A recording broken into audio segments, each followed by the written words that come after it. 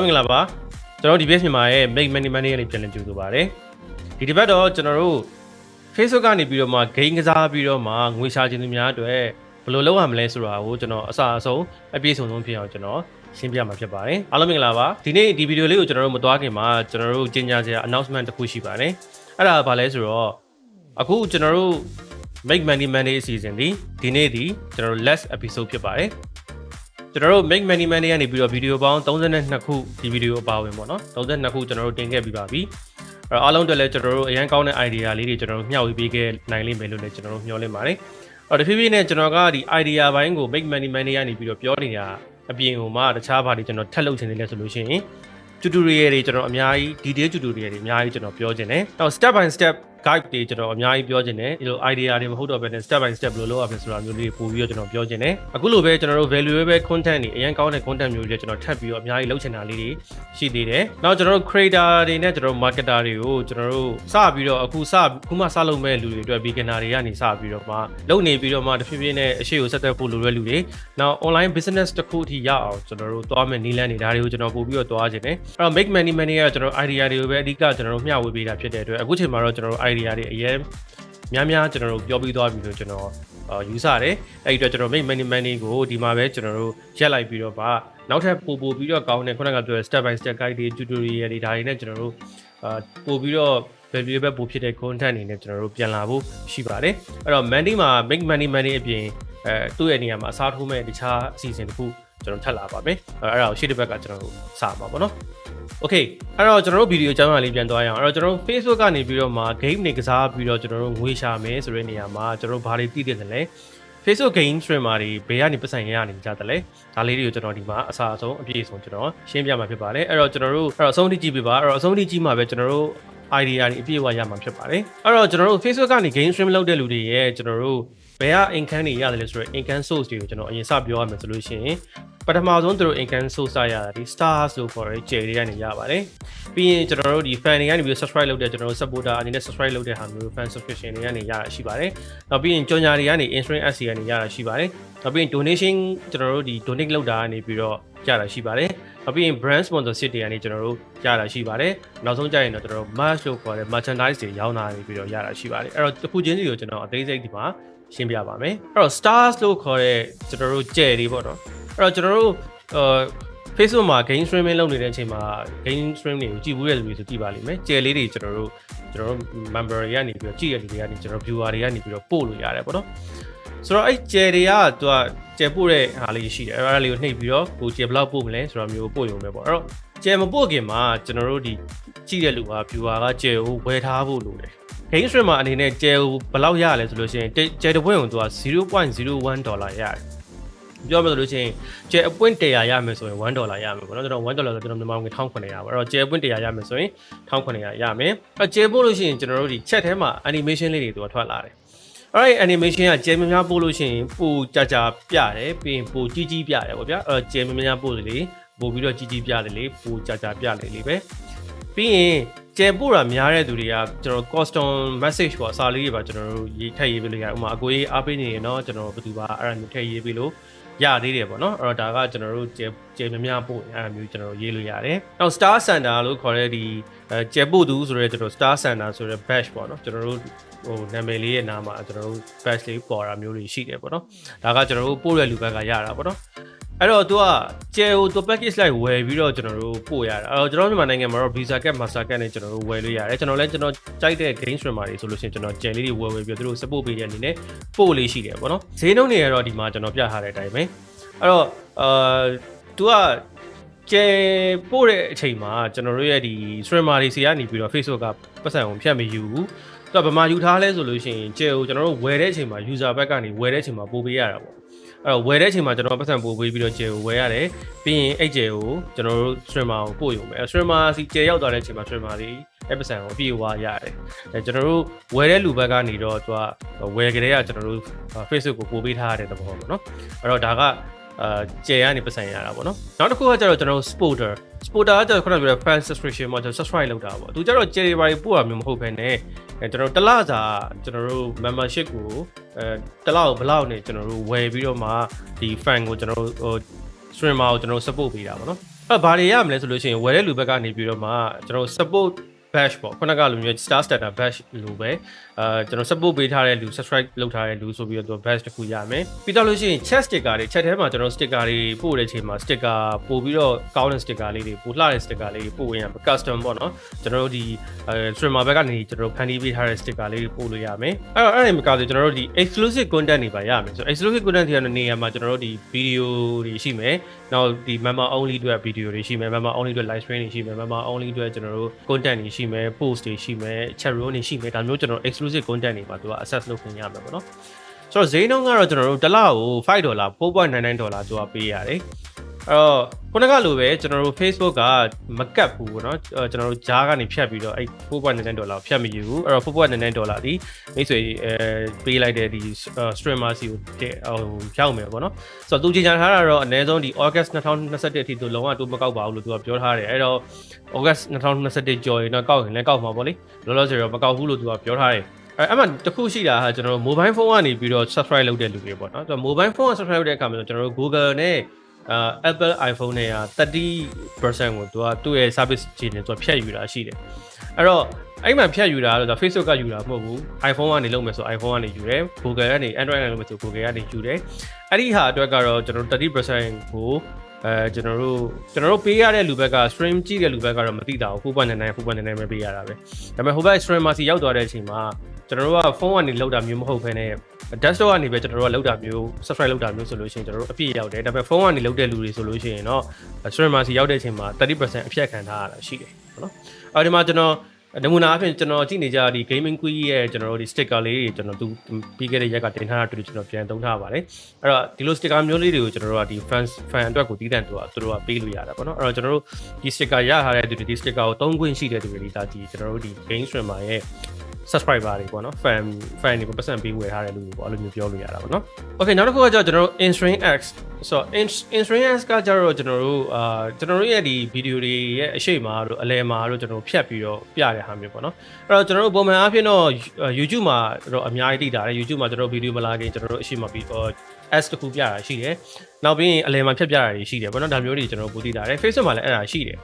ဆိုတော့ Facebook က instring x ကိုကြာကျွန်တော်တို့နှစ်မျိုးခွဲလို့ရတယ်တစ်မျိုးကကျွန်တော်တို့ဗာလဲဆိုတော့ဗီဒီယိုတွေရဲ့အရှိတ်မှာဗီဒီယိုပေါ့နော် live မဟုတ်တဲ့ဗီဒီယိုတွေမှာကျွန်တော်တို့ဝင်တဲ့ S တွေရှိမယ်။နောက် live ထဲမှာဝင်တဲ့ S တွေရှိပဲပေါ့နော်။အဲ့တော့ဒီမှာကျွန်တော်လိုအပ်ချက်လေးတွေထည့်ထားပေးတယ်။အဲ့တော့လိုအပ်ချက်ကဘာလဲဆိုလို့ရှိရင်ဒီဗီဒီယို instring S ကိုစရှောက်ဖို့အတွက်ကိုကျွန်တော်တို့က subscriber 1000ရှိရမယ်။ပြီးတဲ့အခါကျကျွန်တော်တို့ပြီးခဲ့တဲ့ရက်ပေါင်း60အတွင်းမှာကျွန်တော်တို့ရဲ့ဗီဒီယိုတွေကိုမိနစ်6သိန်းကြည့်ပြီးသားဖြစ်ရမယ်ပေါ့နော်။ဆိုတော့မိနစ်6သိန်းထဲမှာကျွန်တော် boost လုပ်ထားတာပါရအောင် organically ကိုကျွန်တော်ကြည့်ပြီးသားဖြစ်ရမယ်။အဲ့ဒါနည်းနည်းခက်လိမ့်မယ်ကျွန်တော် boost လုပ်လို့မရဘူးဆိုတော့လေပြီးရင် active video လို့ခေါ်တဲ့ဒီကျွန်တော်တို့ရဲ့ page မှာ video 5ခုအနည်းဆုံးရှိရမယ်နော်ဒါကကျွန်တော်တို့ requirement တွေပေါ့အဲ့အပြင်မှာကျွန်တော်ဒီ instring s ကိုရပြီးတဲ့ video မှာထပ်ပြီးတော့ live မှာပါကျွန်တော် live stream လုပ်တဲ့ game streaming လုပ်နေတဲ့အချိန်မှာပါကြညာတွေထပ်ထည့်နေတယ်ဆိုလို့ရှိရင်နောက်ထပ် additional requirement live အတွက်ကိုတည်တံ့ထပ်ရှိသေးတယ်အဲ့ဒါဘာလဲဆိုတော့ခုနကပြောတဲ့ပြီးခဲ့တဲ့ရက်ပေါင်း60ပြည့်မှာကြည့်ခဲ့တဲ့မိနစ်6သိန်းထဲမှာအနည်းဆုံး6000ပေါ့နော်အနည်းဆုံးမိနစ်6000ဒီ live streaming လုပ်နေရနေလာတာတွေဖြစ်ရပြီဆိုတော့ဒီဘောကဗီဒီယိုဒီပေါက်သွားလို့လူတွေအများကြီးကြည့်ရမှာမဟုတ်ဘဲနဲ့ live stream မှာကိုတဲ့လာကြည့်နေတဲ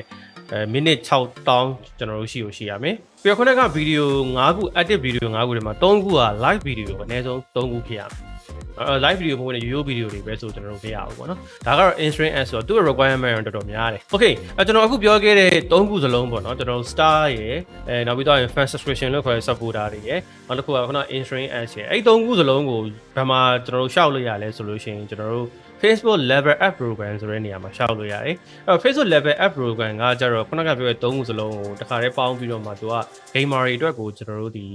monetization ရအောင်ကျွန်တော်လုပ်ပေးထားတဲ့ပုံစံတစ်မျိုးပေါ့နော်အဲ့တော့အဲ့မှာအဲ့ကျွန်တော် Facebook level app program မှာဘာတွေပါလဲဆိုတော့ခုနက stars program ပါမယ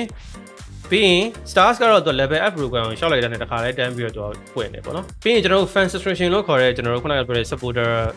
ဟာပါမယ်ဆိုတော့အဲ့ဒါကတော့ကျွန်တော်တို့သူက criteria တွေရှိတယ်သူလိုအပ်ချက်တွေရှိတယ်အဲ့ဒါတွေကိုက်ညီတယ်ဆိုရင်ရမယ်ပေါ့နော်ပြီးခုနကပြောတဲ့ live ads တွေကြော်ညာကလည်းနောက်ထပ်တည်တဲ့ criteria ထပ်ရှိသေးတယ်အဲ့ဒါကိုက်ရင် ရမယ်ပေါ့နော်ပြန်နောက်တစ်ခုကကျွန်တော်တို့ Facebook ကနေပြီး customize support ကိုကျွန်တော်တို့ support ပေးရတယ်ပါကျွန်တော်တို့ထည့်ရမယ်ပြီးရင်ကျွန်တော်တို့ 1080p 60 frame per second တွေပါရင်ကျွန်တော်တို့ stream လို့ရမယ်အဲ့တော့ကျွန်တော်နိုင်ငံမှာအရင်သုံးဝင်ပါဘာလို့လဲကျွန်တော်နိုင်ငံ condition အားနေတယ်เนาะအခုကျွန်တော် VPN နဲ့သုံးနေတာဖြစ်တဲ့အတွက်ဘယ်လောက်ပဲကိုက stream ကိုအကြီးပဲ stream ကျွန်တော်ကြည့်ရလူပုံမှာလည်းအမူတွေသေးတယ်ပေါ့နော်အဲ့တော့ရတော့ရမယ်ဒီ feature ပွင့်လာမယ်အဲ့တော့ beta products နဲ့ feature တွေနောက်ထပ်ကျွန်တော်တို့ feature တွေထပ်တိုးတဲ့အချိန်မှာကျွန်တော်တို့ limited access ရမယ်ပေါ့နော်ကျွန်တော်တို့ဒီဟာကိုကျွန်တော်တို့ဟိုအရင်ကြိုပြီးတော့ကျွန်တော်တို့ access လုပ်ခွင့်ရမယ်နောက်ပြီးရင် community group ရှိမယ်ဒါအဲ့ဒါလေးတွေပေါ့နော်ဆိုတော့အဓိကတော့ဘောက3ခုအဓိကပေါ့ကျွန်တော်တို့ star ရမယ် fan subscription ရမယ်ပြီးတော့လို့ရှိရင်ကျွန်တော်တို့ live ads ရမယ် fan subscription နဲ့ live ads ကကျွန်တော်တို့သူ့ရဲ့တည်တဲ့ criteria တွေရှိသေးတယ်ပေါ့အဲ့တော့ level up program ကိုကျွန်တော်တို့ join ခွင့်ရဖို့အတွက်ကိုကျွန်တော်တို့ဒီမှာနောက်ထပ် requirement လေးရှိသေးတယ်ဆိုတော့အဲ့ဒီ requirement တွေကဘာတွေလဲဆိုတော့ gaming video creator page တခုရှိရမယ်ကျွန်တော်တို့ YouTube နဲ့ Facebook page ရှိုံနေမရဘူးအဲ့ဒါကို gaming video creator page အဖြစ်ကျွန်တော်တို့ပြောင်းရမယ်ပေါ့နော်အဲ့ဒါပြောင်းရင်လည်းရဒါမှမဟုတ် gaming video creator page တခုစထောင်လဲရတယ်ပေါ့အဲ့ဒီ page ကကျွန်တော်အနည်းဆုံးရက်30တန်းရှိရမယ်နော်အဲ့တော့အခုမှစထောင်ပြီးအခုစချောက်လို့ကျွန်တော်တို့မရဘူးရက်ပေါင်း30တန်းအနည်းဆုံးရှိရမယ်ပြီးရင်ကျွန်တော်တို့ follower အယောက်100ရှိရမယ်အနည်းဆုံး follower 100ရှိရမယ်အဲ့တော့ပြီးခဲ့တဲ့2ပတ်အတွင်းမှာအနည်းဆုံး4နာရီကျွန်တော်တို့ stream လုပ်ထားရမယ်stream တဲ့နေရာမှာလည်း game ကို tag လုပ်ပြီး stream မှာကျွန်တော်ဘာဆော့နေရပေါ့ထား Dota 2ဆော့တယ်ပေါ့ Dota 2 playing Dota 2ဆိုပြီး tag လုပ်ပြီးတော့မှ stream ထားတဲ့ဟာမျိုး4နာရီပြီးခဲ့တဲ့2 weeks 2ပတ်အတွင်းမှာရှိရမယ်အဲ့တော့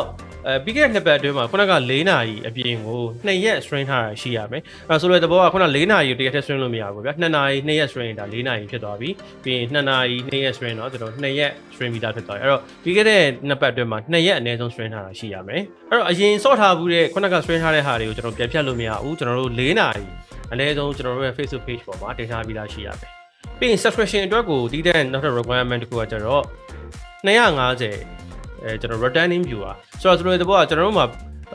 page မှာကျွန်တော်တို့ follower 100ရှိရထားအဲ့100ကျွန်တော်တို့ပုံမှန်ကြည့်နေတယ်ပေါ့နော်ဆိုတော့ဒါဆိုတာကျွန်တော်တို့ပုံမှန်ကြည့်တယ်လို့100ပဲရှိသေးတယ်အဲ့တော့ fan subscription မှာကျွန်တော်တို့ထပ်ပွင့်နေတယ်ဆိုလို့ရှိရင်ကျွန်တော်တို့ဟုတ်လို့ပုံမှန်လာကြည့်နေတယ်လို့250အနည်းဆုံးရှိရမယ်ဆိုတော့တဘောကကျွန်တော်တို့ stream လိုက်တိုင်းမှာလူရောက်10ယောက်ပဲရှိရတယ်ဘာလို့ဆိုမရဘူး stream တိုင်းမှာအနည်းဆုံး250ပေါ့ stream တိုင်းမှာတော့မဟုတ်ဘူးဗျာအဓိကလူရောက်250ကကို stream တွေကိုပုံမှန်လာကြည့်နေရမယ်ပုံမှန် returning viewer ဖြစ်နေရမယ်ဆိုတဲ့ပုံစံမျိုးပေါ့နော်ဒါကကျွန်တော် fan subscription အတွက်တည်တဲ့ကျွန်တော်တို့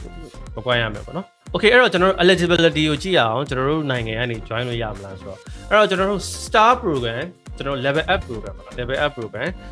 ကျွန်တော်တို့ criteria အကုန်ကိုက်ညီတယ်ဆိုလို့ရှိရင်ကျွန်တော်တို့ join လို့ရတယ်ကျွန်တော်တို့မြန်မာနိုင်ငံပါတယ် Asia မှာမြန်မာနိုင်ငံပါတယ်အဲ့တော့ yes join လို့ရတယ် fan subscription ကျွန်တော်တို့ရတယ်ကျွန်တော်တို့နိုင်ငံ join လို့ရတယ် insurance as live as ကမရအောင်ကျွန်တော်အဲ့ဒီသူ့ရဲ့ criteria တွေမြန်မာနိုင်ငံမပါသေးဘူးပေါ့နော်အဲ့တော့ကျွန်တော်မြန်မာနိုင်ငံမှာရတယ်မရဘူးကိုကျွန်တော်တို့ခဏထားပြီးတော့မှဘာဖြစ်လဲဆိုတော့ကျွန်တော်မြန်မာနိုင်ငံမှာရတယ်မရဘူးဆိုတာဒီတကယ်နောက်ပိုင်းမှာကျွန်တော်မြန်မာနိုင်ငံမှာပဲရှိနေတဲ့အခက်အခဲတွေလည်းရှိနေသေးတယ်ဆိုတော့ဒီမှာတော့လောလောဆယ်ကျွန်တော်တို့မှတ်ထားရမှာကခုနပြောတဲ့ level program မြန်မာနိုင်ငံမှာရတယ်နောက်ပြီးတော့လို့ရှိရင် fan subscription ရတယ်ဒါပေမဲ့ insurance မရဘူးပေါ့နော်ဒါလေးတော့ကျွန်တော်တို့သူ့ရဲ့ eligibility ကမပါဘူးပေါ့နော်လောလောဆယ်ဒါလေးကျွန်တော်တို့မှတ်ထားလို့ရပါမယ်မီးပြတ်သွားတာဗျာဒီမီးပြတ်တော့ကျွန်တော်တိုင်ပတ်အဲ့တော့ additional requirement ခုနကကျွန်တော်ပြော additional requirement ဘာတွေရှိလဲဆိုမြန်မာနိုင်ငံမှာကျတော့သူက eligible ဖြစ်တယ်လို့သာပြောတာမြန်မာနိုင်ငံဘဏ်အကောင့်နဲ့မရဘူးအဲ့တော့ Facebook ကလည်းတလွဲအဲ့တော့ကျွန်တော်တို့ foreign bank account တခုလိုမယ်ပြီးရင်အဲ့ bank account မှာကျွန်တော်တို့ငွေသွင်းငွေထုတ်လုပ်ပြီးကျွန်တော်တို့စီကိုပို့ပေးမယ်တကယ်ချင်းတယောက်လိုတာပေါ့နော်ဒါကကျွန်တော်တို့ foreign bank account ဘက်ကလိုအပ်ချက်ပေါ့နော်နောက်ပြီးရင်တော့ကျွန်တော်တို့အခုချိန်မှာ additional လိုအပ်နေတာ VPN ပေါ့ VPN နဲ့ stream လုပ်ဖို့လိုနေတာပေါ့အဲ့တော့ကျွန်တော်တို့ stream နဲ့ဆို free VPN တွေပါတယ်မရဘူး VPN ဝယ်သုံးဖို့လိုလားဒါမြန်မာနိုင်ငံမှာအခုလောလောဆယ်ဖြစ်နေတဲ့ကျွန်တော်တို့ requirement ပေါ့နော်နောက်ပိုင်းတော့အားလုံးတည်ငြိမ်သွားပြီဆိုလို့ရှိရင်တော့ခုနကပြောရတဲ့ဒီ bank account တွေပါတယ်မြန်မာနိုင်ငံမှာပဲပြန်ရလာမလားတော့ပြောတတ်ဘူးပေါ့နော်သူတို့ eligible တောင်ကျွန်တော်လုပ်ထားပြီးပြီဆိုတော့လေဒါလေးနဲ့ရနာဖို့တော့ရှိပါတယ် okay အဲ့တော့ကျွန်တော်တို့ခုနကပြောခဲ့တဲ့ဝင်ငွေလမ်းကြောင်း၃ခုအပြင်တခြားဘာတွေရှိသေးလဲဆိုလို့ရှိရင် donation ရှိမယ်ဆိုတော့ donation ကကြတော့ကျွန်တော်တို့အလှူငွေလက်ခံတာပေါ့နော်အဲ့တော့တကယ်နိုင်ငံခြားကလူတွေကြဘယ်လိုလဲဆိုလို့ရှိရင်ကျွန်တော်တို့ဒီ Stream Lab တို့ကျွန်တော်တို့ဒီ OBS တို့ဘာလို့မှာတခါတည်းချိန်ပြီးတော့ PayPal integration တွေမှာတခါတည်းလုပ်ပြီးတော့လို့ရှိရင်ခလုတ်ပါတခါတည်းပုံအောင်လုပ်ထားတယ်အဲ့တော့ Stream နေနဲ့လှူမယ်ဆိုရင်ဒီခလုတ်ကိုနှိပ်လို့ရပါတယ်ဆိုနှိပ်လိုက်ပြီးတော့လို့တခါတည်း PayPal ကနေတခါတည်းတန်းလှူလို့ရတာမျိုးကိုယ့်ရဲ့ PayPal account ထဲကိုဝင်သွားတာမျိုး transaction fees ကလွှဲရင်ကျန်တဲ့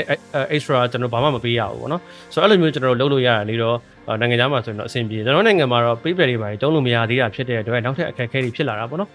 အဲ့ဒီအတွက်ကျွန်တော်တို့ကဘယ်လိုလုပ်လဲရဆိုလို့ရှိရင်ဥမာကျွန်တော်တို့ဒီ stream ထဲမှာပဲ ကျွန်တော်တို့လူမယ်ဆိုလို့ရှိရင်ဒီဖုန်းနံပါတ်နဲ့ wave ကနေလူလို့ရပါတယ်ဒါမျိုးတွေကျွန်တော်တို့ပြောလို့ရမယ်နောက် comment မှာကျွန်တော်တို့ပင်ထိုးထားပြီးတော့မှကျွန်တော် donation လုပ်ရန်ဆိုပြီးပင်ထိုးထားလို့ရမယ်ပေါ့နော်ဒီလိုမျိုးတက်ပါတီပုံစံနဲ့တော့ကျွန်တော်တို့သွားလို့ရတယ်တစ်ခါတလေကျွန်တော်တို့ fundraising ပုံစံမျိုးနဲ့လုပ်လို့ရ 100% ဒီ string ကရတဲ့ဝင်ငွေအားလုံး 100% ကိုပဲလှူရမယ်ပေါ့ဥမာကျွန်တော်တို့ဒီ ship page တွေကိုလှူရမယ်ဆိုပြီးတော့ကျွန်တော်တို့ donation သွားလို့လည်းရတယ်ပေါ့နော်တကယ်လှူဖို့တော့လုပ်ရပေါ့ဆိုတော့တကယ်လို့အလုံးမဖို့ပဲနဲ့ကျွန်တော်လှူပါကျွန်တော်ဒီ gaming page တွေဖို့အတွက်ဆက်ပြီးတော့ donation တွေကျွန်တော်တို့လှူပါတယ်ဆိုပြီးတော့တက်နေတော့1000ရ2000ရကျွန်တော်တို့လှူပေးပါဆိုပြီးတော့ donation ကနေပြီးတော့ခုနကပြောသလို wave account တွေပါတယ်နေလှူခိုင်းလို့လည်းရတော့ရတယ်ပေါ့နော်ဒါကတော့တက်ပါတီကျွန်တော် donation ပါနောက်ထပ်ထည့်လို့ရဆိုကျွန်တော်တို့ brand sponsorship တွေ brand sponsorship တွေလည်းတော်တော်လေးအဆင်ပြေအဲ့တော့ကျွန်တော်တို့ဘာတွေရှိမလဲဆိုလို့ရှိရင် product placement တွေဘာတွေရှိမလဲကျွန်တော်တို့ဒီ string တွေတဲ့အချိန်မှာကျွန်တော်တို့အုပ်ထုပ်ဆောင်းထားတာအင်ကြီးကျွန်တော်တို့ဝတ်ထားတာသူတို့ brand ရဲ့အင်ကြီးဝတ်ထားတာပြီးရင် brand အကြောင်းကိုကျွန်တော်တို့ပြောပြပေးရလို့ရတယ်ကျွန်တော်တို့ brand ကကျွန်တော်တို့ဒီရောက်ဒီ string ကို sponsor ပေးထားဖြစ်ပါတယ်ဒီ brand အကြောင်းကျွန်တော်တို့ string တွေနဲ့ကျွန်တော်တို့ပြောလို့ရတယ်ပြီးရင် review video တွေပေါ်မှာကျွန်တော်တို့ပေးတဲ့sponsor ပေးတဲ့ brand က monitor ဆို monitor gain ဆော့လို့ကောင်းတဲ့အကြောင်း keyboard ဆို keyboard gain controller ဆို controller mic ဆို mic ဒါမျိုးပေါ့နော်ဒါမှမဟုတ်ဒါတွေကိုဘယ်ဆိုင်ကနေ sponsor ပေးထားတာပေါ့အဲ့ဆိုင်အကြောင်းကိုကျွန်တော်တို့ပြောလို့ရတယ်နောက်ပြီးတော့လို့ရှိရင်ကျွန်တော်တို့ review လုပ်ပြလို့ရတယ်ကျွန်တော်တို့ string တွေနဲ့ပြောလို့ရတယ်ဒါတွေကိုကျွန်တော် review လေးလုပ်လို့ရတယ်ကျွန်တော်သုံးကြည့်မယ်ဆို review video လေးတက်တက်ရိုက်လို့ရတယ်ကျွန်တော်တို့ဒီ tag review ကပုံစံမျိုးတီကိုသူကသွားလို့ရတယ်အဲ့တော့ကျွန်တော်အဲ့ဒါကိုပဲကျွန်တော် Facebook page မှာကိုယ့်ရဲ့ဒီ string page မှာကို stream နေတဲ့အချိန်မှာပေါ့နော်အဲ့တော့ကျွန်တော်တို့ကြော်ညာ post တင်လို့ရတယ်ခုနကကျွန်တော်မိတ်ဆွေဆိုလို့ရှိရင်သူ MSI gaming laptop ကသူ့ sponsor ပေးထားတော့အဲ့ gaming laptop အကြောင်းလေးကိုသူ page မှာ post နှစ်ခုသူတင်ပေးတယ်ပေါ့နော်အဲ့ဒီကနေပြီးတော့ကျွန်တော်တို့MSI awareness တခုရတယ်ပေါ့သူတို့ကလည်းပတ်စံပေးတယ်ပေါ့နော်ဆိုတော့အဲ့လိုမျိုးလေးကျွန်တော်လုပ်ရတယ်ပြင်ကြောင်တစ်ခုကျွန်တော်တို့brand ambassador တွေပါကျွန်တော်တို့လုပ်လို့ရတယ် Samsung ကနေပြီးတော့ခန့်တာမျိုးတွေရှိတယ်နောက် brand ambassador လုပ်လို့ရတယ်ပြီးတဲ့ခါကျတော့ပွဲတွေပါတက်လို့ရတယ်ဒါတွေတော့ကျွန်တော်တို့ game streamer အနေနဲ့တွားလို့ရတယ်လမ်းကြောင်းတွေပေါ့နော်အဲ့တော့နောက်ဆုံးတစ်ခုကကျွန်တော် merchandise တွေ match ကတော့ကျွန်တော်တို့ဒီမှာဒီလိုမျိုးပေါ့ t-shirt ကိုကျွန်တော်ကိုပိုင် logo နဲ့ကိုရဲ့ဒီပြောနေကြစကားတစ်လုံးနဲ့ကျွန်တော်တို့ sticker လေးပဲဖြစ်ထိုးပြီးတော့မှထုတ်ရောင်းတာတို့ခွက်ကလေးတွေရောင်းတာတို့နောက်ပြီး accessory တွေ game accessory ကျွန်တော်တို့ရှိမှာ game club မှာကို logo တက်ပြီးသား game club ဟိုမှာပြီးတော့ရောင်းတာမျိုးတို့အဲ့ဒါမျိုးကျွန်တော်တို့ရောင်းချင်ရင်ရောင်းလို့ရမယ်ကိုကဒါ influence အရင်ကြီးလာပြီဆိုလို့ရှိရင်တော့ကိုယ့်ရဲ့ fan တွေရှိလာပြီဆိုရင်ဝယ်ကြမှာပဲပေါ့နော်အဲ့တော့ကို fan များများတောက်အောင်เนาะဒီ match ရောင်းမယ်ဆို fan တောက်အောင်တော့ကျွန်တော်တို့လုပ်ရမှာပေါ့နော်ဒါဒီလဲ income source တစ်ခုပဲပေါ့ okay ကျွန်တော်ရှင်းမှာပြောခဲ့ရတဲ့အကုန်လုံးကျွန်တော်နားလည်ရှင်းလင်းမယ်လို့ကျွန်တော်ထင်ပါတယ်အဲ့တော့ကျွန်တော်ဘယ်ကစမလဲစမယ်ဆိုရင်ကျွန်တော်ရိုးရှင်းရှင်းကျွန်တော်တို့စပြီးလုပ်ရမှာဒီအခု gaming video editor page တစ်ခုစပြီးတော့ဖွင့်လိုက်ပါထောင်လိုက်ပါပြီးရင်အဲ့ဒီကနေစပြီးတော့ stream လုပ်ပါနော်အဲ့တော့ stream လုပ်ရင်းနဲ့ခုနကကျွန်တော်ပြောတဲ့လိုအပ်ချက်တွေ requirement တွေရှိတယ်ကျွန်တော်တို့ subscriber ဘယ်လောက်ရှိရမလဲ follower ဘယ်လောက်ရှိရမလဲ view ဘယ်လောက်ရှိရမလဲအဲ့ဒီအားလုံးကိုအခုစ stream မှာပဲရမှာပေါ့နော်အဲ့တော့ stream ပြီးတော့မှအဲ့ဒါတွေရလာပြီဆိုလို့တစ်စင်ချင်းကျွန်တော်တို့သူ့ရဲ့ level up program တွေပါတယ်တစ်စင်ချင်းရှောက်ပြီးတော့မှကျွန်တော်တို့စလို့ရပြီပေါ့နော်အဲ့တော့ software တွေပါတယ်မသိဘူးဆိုလို့ရှိရင်ဘယ်လိုမျိုးလုပ်မလဲဆိုလို့ရှိရင်ကျွန်တော်တို့ software ကတော့ကျွန်တော် gamer တွေသုံးကြတာ OBS open processor software OBS ဆိုတဲ့ software ကိုသုံးရတယ်ပြီးတဲ့အခါကျတော့ကျွန်တော်တို့သူနဲ့ကျွန်တော်နီးစက်တဲ့မှာ Streamlabs ဆိုတဲ့ software မျိုးလိုလည်းသုံးကြတယ်အဲ့တော့ Streamlabs ပဲသုံး open processor software ပဲသုံး OBS ကတော့လုံးဝ basic ပေါ့ဗျာStreamlabs ကတော့နည်းနည်း gamer တွေအတွက်ပို့ပြီးတော့ကောင်းတဲ့ feature တွေတော့ထည့်ပေးထားတာရှိတယ်နှစ်ခုစလုံးကျွန်တော်တို့သုံးလို့ရပါတယ်အဲ့တော့အဲ့ software ကို install လုပ်ပါပြီးတဲ့အခါကျလို့ရှိရင်စပြီးတော့မှကျွန်တော်တို့